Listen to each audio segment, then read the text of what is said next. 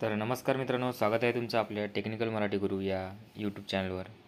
तर मित्रांनो, आज आपण बघणार आहोत तर मुख्यमंत्री लाडकी बहीण योजना.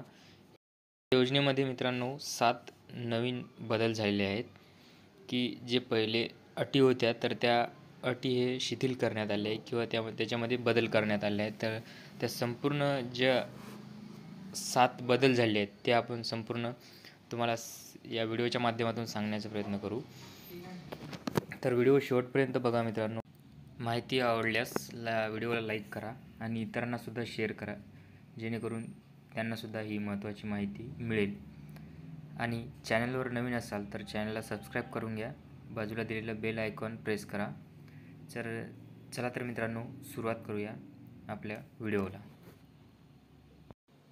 तर ह्या आहेत त्या 7 अटी.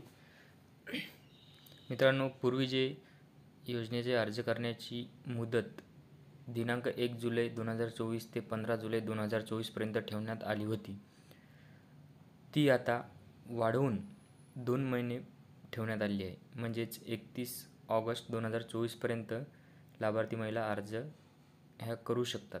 तसेच दिनांक 31 ऑगस्ट 2024पर्यंत अर्ज करण्यात आलेल्या लाभार्थी महिलांना दिनांक 1 जुलै 2024पासून दरमहा 1,500 रुपये आर्थिक लाभ हा मिळेल. म्हणजेच कुणाचे अर्ज हे लेट झाले तरी चालतील, त्यांनासुद्धा 1 जुलैपासून ही रक्कम देण्यात येईल. दुसऱ्या क्रमांकाचा असा आहे मित्रांनो, या योजनेच्या पात्रतेमध्ये अधिवास प्रमाणपत्र आवश्यक असल्याचे नमूद करण्यात आले होते पूर्वीच्या याच्यामध्ये. तर आता लाभार्थी महिलेकडे अधिवास प्रमाणपत्र उपलब्ध नसेल तरीसुद्धा त्याऐवजी 15 वर्षापूर्वीचे एकतर रेशन कार्ड, नाहीतर मतदान ओळखपत्र किंवा शाळा सोडल्याचे प्रमाणपत्र किंवा जन्मदाखला, या 4पैकी कोणतेही प्रमाणपत्र असेल तरी ते ग्राह्य धरण्यात येणार आहे. म्हणजेच या 4पैकी कुठलाही एक जरी डॉक्युमेंट तुमच्याकडे असेल तरी तुम्हाला आता या योजनेसाठी अर्ज हा करता येणार आहे.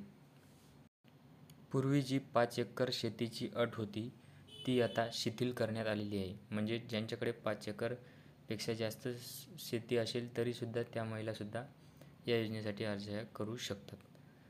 त्यानंतर वयाची अट जी 21 वर्षे ते 60 वर्षे या वयोगटापर्यंत होती, त्याऐवजी आता 21 ते 65 वर्षे वयोगट अशी करण्यात आलेली आहे मित्रांनो.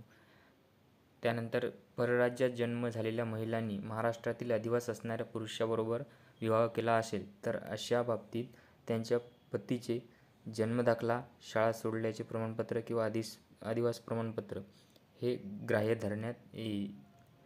म्हणजे ह्यासुद्धा महिला अर्ज आता करू शकतात. त्यानंतर ₹2.5 लाख उत्पन्न दाखला उपलब्ध नसेल तर ज्या कुटुंबाकडे पिवळे व केशरी रेशन कार्ड उपलब्ध असेल त्यांना उत्पन्नाचा दाखला प्रमाणपत्रातून सूट देण्यात येत आहे. आणि 7व्या क्रमांकाचे आहे मित्रांनो, सदर योजनेत कुटुंबातील एका पात्र अविवाहित महिलेलासुद्धा या योजनेचा लाभ देण्यात येणार आहे. म्हणजेच मुलींनासुद्धा हा लाभ मिळणार आहे. तर धन्यवाद मित्रांनो.